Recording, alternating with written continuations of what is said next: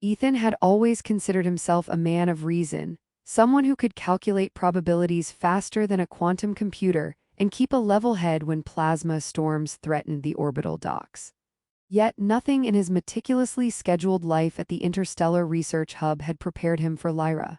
He first noticed her in the common atrium, where sunlight, or whatever passed for sunlight in a station orbiting a gas giant, caught her hair in a halo of iridescent strands.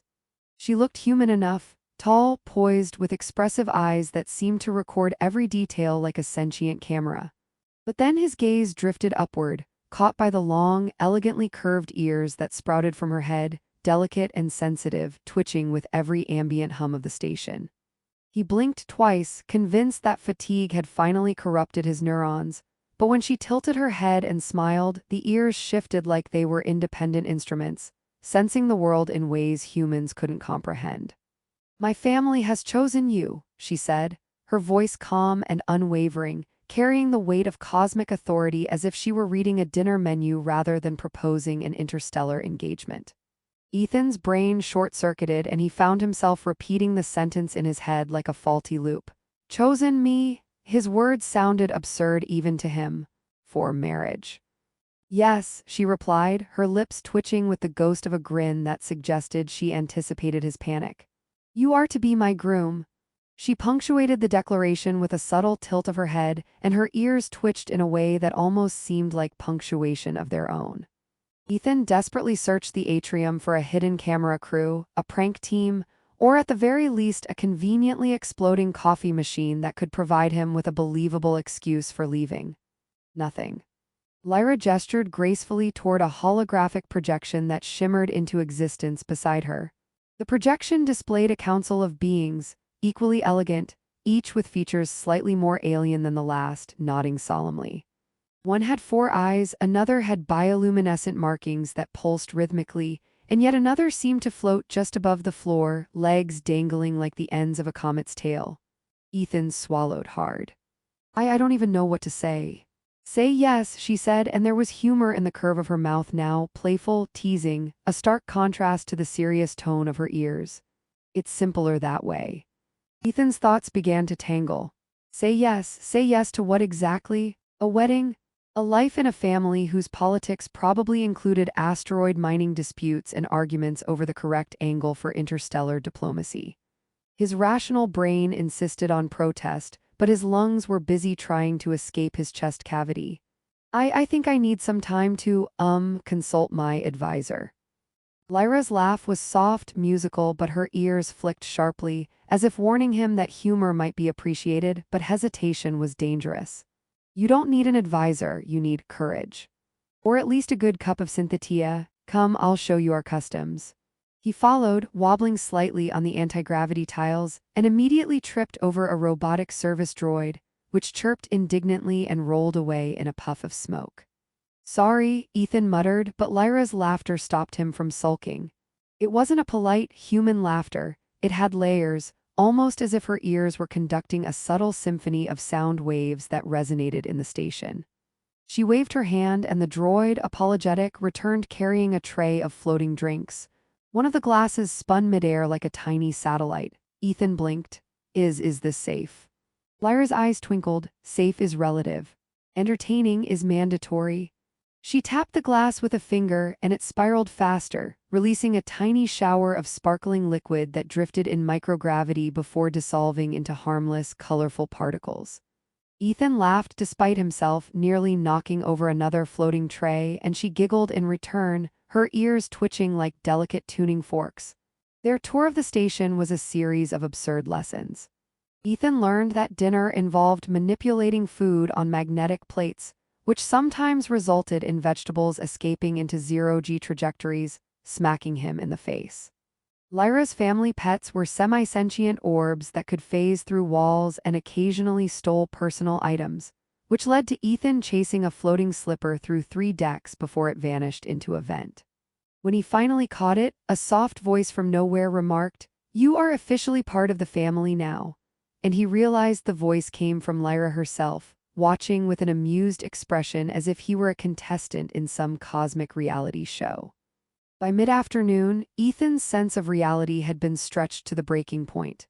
He had learned to bow at the right angles, float briefly without panicking, and address Lyra's long-eared relatives without committing what they delicately called an etiquette catastrophe.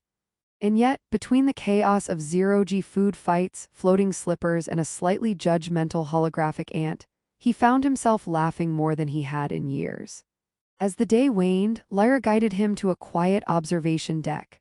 Outside, the swirling storms of the gas giant below reflected in the glass like liquid nebulae, casting the room in shifting colors. Ethan turned to her, still trying to process the bizarre whirlwind he had been thrust into. "I don't even know why I'm smiling," he admitted. "Because," Lyra said, a sly glint in her eyes, "you realize life with me will never be boring. And your heart, stubborn as it is, knows it likes a challenge." Her ears twitched gently, brushing against his shoulder in a gesture that was both intimate and alien. Ethan looked out at the swirling storms, at the impossibly vibrant hues, and for the first time he considered the possibility that perhaps some choices, though sudden, absurd, and completely unexpected, were meant to be. He sighed, a sound half relief, half resignation, and muttered, "I guess I can try to keep up." Lyra laughed, a sound that resonated like a chord struck across the universe, and the first day of their improbable engagement ended not with dread, but with shared amusement and the peculiar, exhilarating thrill of stepping into a world that defied all his human expectations. The station's lights dimmed, and the tiny floating orbs of pets and gadgets drifted past like stars in a miniature cosmos. Ethan, for the first time in his life, felt that being utterly unprepared might just be exactly what he needed. Ethan awoke to the gentle hum of the station's life support systems vibrating through the floor beneath him, accompanied by an odd, melodic whistling. At first he thought it was a minor malfunction, but then a voice, teasing and impossibly clear, floated into his mind. "Good morning, human. You are currently behind schedule in your grooming routine." He opened his eyes and saw Lyra sitting on a levitating cushion, ears angled forward like twin radar dishes, watching him with amusement. The sight alone was enough to make him nearly spill the synthetic tea hovering beside his bed. "Grooming routine?" he stammered, rubbing his eyes. I think I'm fine." Her laughter was a low, harmonious trill that seemed to ripple through the room. "Fine is relative, Ethan. Consider your hair, it is almost horizontal, which is culturally amusing to my people. And your pajamas, those are not technically pajamas, are they?" Her ears twitched sharply, and he realized she had somehow judged him before he could even move. As he scrambled upright, still trying not to spill floating liquid or knock the ceiling panels, Lyra floated down beside him. "Come," she said, "time for cultural immersion. Today you learn why humans are not the center of the universe." The lesson began with an introduction to her family's semi-annual orbital banquet, held in a dining hall that defied gravity, physics, and common sense. Plates, utensils, and even the food hovered independently until gently guided by gestures or thought. Ethan, attempting to mimic her, managed to send a plate spinning into a group of hovering jellyfish-like creatures, eliciting a symphony of squeaks, gurgles, and low-frequency whistles. Lyra's ears twitched in restrained amusement and she leaned close. "You're better at chaos than most humans, that will serve you well." Ethan muttered apologies, trying to herd the rogue plate back to the table, when Lyra's personal assistant, an AI shaped like a miniature nebula, drifted over and whispered in his ear, "You are the entertainment, not the disaster. Correct your trajectory?" Ethan flinched. The AI had a voice like wind through metal pipes, yet somehow felt like it had a personality entirely its own. During lunch, or whatever mealtime was in a zero-gravity, semi-ethereal banquet hall, Ethan discovered the joys and perils of Lyra's family cuisine. Drinks shimmered with suspended particles that reacted to thought patterns. He inadvertently caused his cup to explode in a gentle but glittering cascade, painting the nearby holographic guests in sparkles. Lyra merely smirked. "See. You add character to every gathering." Afterward, she guided him through the traditions of their planetary celebrations, which involved a curious combination of synchronized levitation, harmonic resonance, and occasional quantum projection. Ethan attempted to mimic her movements, arms flailing as his feet lifted off the ground in uneven bursts. Lyra floated beside him effortlessly, ears twitching in amusement and critique, correcting subtle gestures with a flick of her hand. "Imagine your body is a tuning fork," she said. "Every movement emits a note. You are currently a cymbal crash. By mid-afternoon, Ethan's sense of timing had improved marginally, though he still occasionally collided with floating lanterns, drones, and a holographic cat that hissed with real irritation. Lyra guided him patiently, teasing him for every misstep, laughing when he ended up wrapped in a ribbon of anti-gravity energy like a poorly executed cosmic mummy. She even demonstrated the correct technique to float backward while tossing a glowing orb in a perfectly controlled parabola. Ethan attempted it, overshot, and nearly slammed into the observation deck's reinforced glass, narrowly catching himself on a protruding panel. Lyra's laughter rang through the hall, her ears vibrating subtly with amusement. "Progress," she said, "you are human enough to keep things interesting." The day continued with interstellar politics and etiquette, as Ethan was introduced to the council that oversaw her family's influence across nearby star systems. Each member had a bizarrely specific quirk. One insisted on speaking in puns that altered the gravity of the words themselves, another glowed in patterns corresponding to their mood, and yet another insisted on performing interpretive dances while voting. Ethan struggled to keep pace, accidentally tipping over a gravitating tea set mid-vote, and received a humorous but pointed lecture on the importance of keeping one's appendages in sync with local gravitational fields. Lyra's hand found his, ears brushing against his arm as she whispered, "You're doing fine. At least no one has been vaporized yet." By evening, Ethan and Lyra returned to her private quarters, a space that seemed impossibly vast, with walls projecting distant galaxies, auroras flowing along the edges, and furniture that responded to thought. He collapsed onto a floating cushion with a sigh of both relief and exasperation. Lyra drifted close, placing a hand on his shoulder. "You see, human," she said softly, "life with me is not dangerous, not in the way you fear. It is unpredictable and occasionally hilarious." Ethan nodded, eyes wide from exhaustion, and allowed himself a laugh. "I think I need a manual or a clone of myself just to survive today." Lyra's ears twitched again, flicking back and forth. "No manual could ever capture the chaos you bring, but perhaps that is why you were chosen." He paused, staring at her, realizing that despite the absurdity, the floating plates, the quantum mishaps, and the semi-sentient pets, he had begun to enjoy the rhythm of this alien world. It was exhausting, yes, but also exhilarating. Each mistake was met with gentle humor, each awkward misstep softened by laughter and playful correction. He found himself wondering if this strange life, chaotic, unpredictable, and slightly dangerous, might just suit him more than the calculated, predictable existence he had left behind on Earth. As night settled over the station, Ethan floated beside Lyra in the observation deck, gazing at the stars. He reached for her hand, aware of the delicate brush of her ears against his arm, feeling both alien and comforting. "Do you think humans could ever get used to this?" he asked quietly. Lyra's smile was enigmatic, but there was warmth in her tone. "They could," she said, "if they had the right amount of humor and patience. And you have both, even if you're painfully clumsy." Ethan laughed, and this time the sound was free, mingling with the quiet hum of the station, with the gentle glow of distant nebulae. He realized that while the galaxy was vast and strange, perhaps being chosen by an alien woman with long, expressive ears was the beginning of a journey that would be as thrilling as it was ridiculous. And for the first time, he felt ready to embrace the chaos. The day of the wedding arrived with a flourish of lights, gravity shifts, and an abundance of floating decorations that made the station feel like a carnival orbiting a star. Ethan stared at the elaborate preparations, realizing that even after weeks of cultural immersion, he was still hopelessly unprepared. Holographic ribbons arced through the air like shimmering comets, while tiny drones zipped about, adjusting the Daker mid-flight and occasionally colliding in a spectacular display of sparks and harmless explosions. Lyra hovered beside him, her long ears twitching in amusement, one brushing against his shoulder. "Relax," she said. "It's supposed to be chaotic, it's tradition." Ethan swallowed and nodded, trying to imitate calm, though his hands betrayed him, trembling as he adjusted his formal attire. The suit, a complex weave of adaptive fibers that altered itself to fit his measurements, had malfunctioned once during rehearsal, turning his legs into glowing tubes of blue light. He grimaced, hoping the glitch had been permanently corrected. "I think I'm ready," he muttered, though the words sounded hollow even to him. Ready or not, Lyra said with a grin, you're about to become part of a family that doesn't even obey normal physics. Her ears flicked forward in mock warning. Do try to survive the next 3 hours.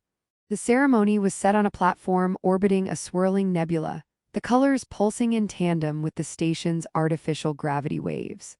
Guests began arriving, beings with translucent skin revealing bioluminescent circulatory patterns, creatures that floated without wings, and AI attendants that debated protocol in infinite loops, occasionally correcting each other mid-argument. Ethan's mind spun. He had rehearsed bows, gestures, and subtle compliments, yet every time he attempted to align himself with the alien etiquette, some small disaster ensued. A floating bouquet spun into a guest. A gravitation plate tilted suddenly, sending drinks spinning across the hall. Lyra, ever graceful, intercepted each mishap with quiet humor, her long ears flicking at precise angles, almost like conducting a chaotic orchestra. When the officiant, a dignified three-eyed elder with a penchant for interpretive dance, began the vows, Ethan realized he had no choice but to improvise. Words he had carefully prepared melted into something unrecognizable, but he kept glancing at Lyra, and the warmth in her eyes, coupled with the playful twitch of her ears, reminded him why he was there. I promise, he began, voice cracking slightly, to keep up with your world as best as any human possibly can. To laugh at disasters, chase floating slippers, and, if necessary, apologize to sentient holographic cats. Lyra giggled, her laughter reverberating through the room like a gentle melody, and even the elder paused mid-twirl to nod in approval. Lyra's turn came, and she spoke clearly, each word carefully calibrated to resonate through the station's acoustics and directly into Ethan's ears.